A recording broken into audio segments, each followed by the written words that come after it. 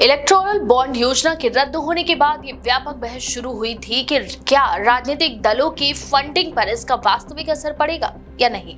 Supreme court के फरवरी 2024 के फैसले के बाद ये माना जा रहा था कि खासकर बड़ी कॉर्पोरेट फंडिंग पर निर्भर दलों को झटका लगेगा और चंदे में पारदर्शिता भी बढ़ेगी। लेकिन वित्त वर्ष 2024 और 25 के जो आंकड़े सामने आए हैं वे ये संकेत देते हैं कि भारतीय राजनीति में पैसा ना तो गायब हुआ है और न ही उसका प्रवाह रुका है, बल्कि उसने केवल अपना रास्ता बदला है। इस पूरे परिदृश्य में सभी राष्ट्रीय और प्रमुख क्षेत्रीय दलों की स्थिति, क्षमता और सीमाएं स्पष्ट रूप से उभर कर सामने आती हैं।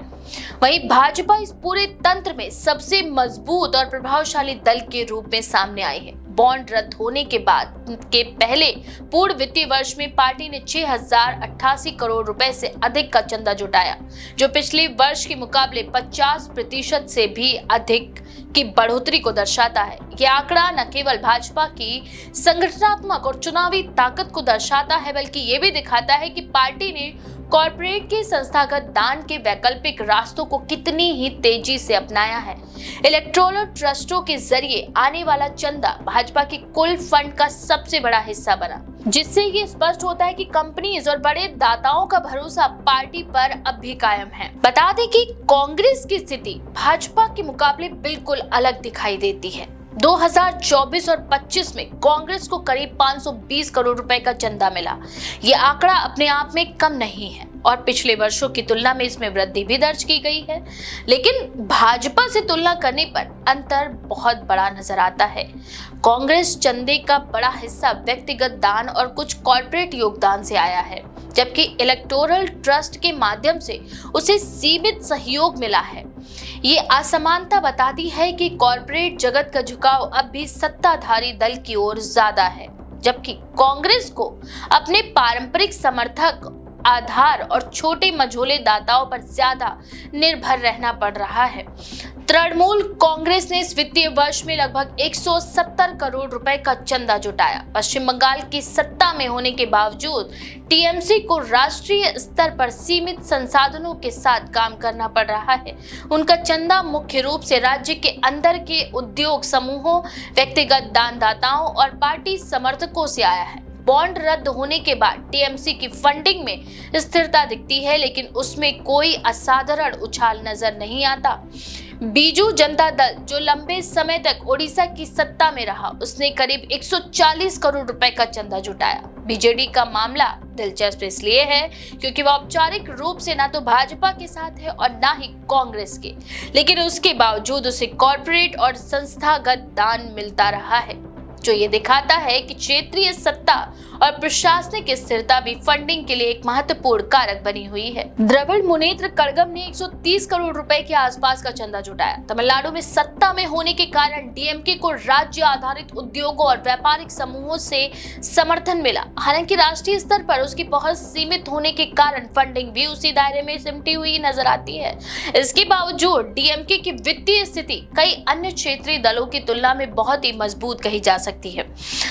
वाईएसआर कांग्रेस पार्टी को भी सैकड़ों करोड़ रुपए का चंदा मिला। हालांकि उनका स्तर भाजपा या कांग्रेस से काफी नीचे रहा। आंध्र प्रदेश की राजनीति में सत्ता और संसाधनों का सीधा संबंध दिखता है और वाईएसआरसीपी की फंडिंग में ये बात झलकती है कि पार्टी का चंदा मुख्य रूप से राज्य के ठेकेदार वर्ग, उद्योग समूहों और व्यक्तिगत दाताओं से आया है। आम आदमी पार्टी ने इस अवधि में 100 करोड़ रुपए से अधिक का चंदा जुटाया। ये राशि पार्टी के लिए महत्वपूर्ण है क्योंकि आप खुद को पारंपरिक कॉर्पोरेट फंडिंग से अलग दिखाने की कोशिश करती रही है।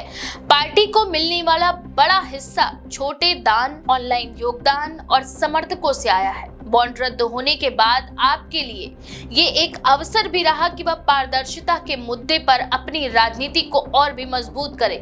हालांकि संसाधनों के लिहाज से वह अब भी बड़े दलों से काफी पीछे है। समाजवादी पार्टी और बहुजन समाज पार्टी जैसे उत्तर भारत के प्रमुख क्षेत्रीय दलों की फंडिंग अपेक्षाकृत कम रही है। समाजवादी पार्टी को करीब 60 से 70 करोड़ रुपए के आसपास का चंदा मिला, जबकि बसपा का आंकड़ा इसमें भी नीचे रहा। इन दलों की फंडिंग में गिरावट और ठहराव ये दर्शाता है कि लंबे समय से सत्ता से बाहर रहने का सीधा असर चंदे पर पड़ता है। कॉर्पोरेट और संस्थागत दाता आमतौर पर उन्हीं दलों का रुख करते हैं जिनके पास सत्ता या सत्ता में आने की मजबूत संभावना होती है। Telugu Desam Party, National Conference, National People's Party और अन्य छोटे क्षेत्रीय दलों को भी सीमित लेकिन स्थिर मात्रा में चंदा दिया गया। इन दलों की फंडिंग का दायरा उनके क्षेत्रीय प्रभाव तक ही सीमित रहा। बॉन्ड रद्द होने के बाद इन दलों के लिए सबसे बड़ी चुनौती ये रही कि वे बड़े दाताओं तक अपनी पहुंच कैसे बनाए रखें। इस पूरे परिदृश्य का सबसे अहम पहलू ये है कि इलेक्टोरल बॉन्ड हटने से पारदर्शिता का सवाल तो केंद्र में आया, लेकिन राजनीतिक फंडिंग का संतुलन नहीं बदला। पैसे का प्रवाह अब भी सत्ता, प्रभाव और संभावनाओं के आधार पर ही तय हो रहा है। भाजपा का भारी वित्तीय वर्चस्व ये दर्शाता है कि एक मजबूत संगठन, सत्ता में पकड़ और कॉर्पोरेट भरोसा मिलकर किस तरह एक पार्टी को बाकी से कई गुना आगे ले जा सकते हैं। विपक्षी दलों के लिए ये स्थिति एक बड़ी चुनौती है। संसाधनों की कमी, सीधा असर चुनावी प्रचार, संगठन विस्तार और मीडिया उपस्थिति पर पड़ता है। कांग्रेस और अन्य दलों के सामने ये सवाल है कि वे पारदर्शिता के नए ढांचे में अपने लिए स्थायी और प्रभावी फंडिंग मॉडल कैसे तैयार करें। कुल मिलाकर बॉन्ड रद्द होने के बाद भारतीय राजनीति में चंदे का खेल खत्म नहीं हुआ, बल्कि अधिक खुला और वर्गीकृत हो गया है।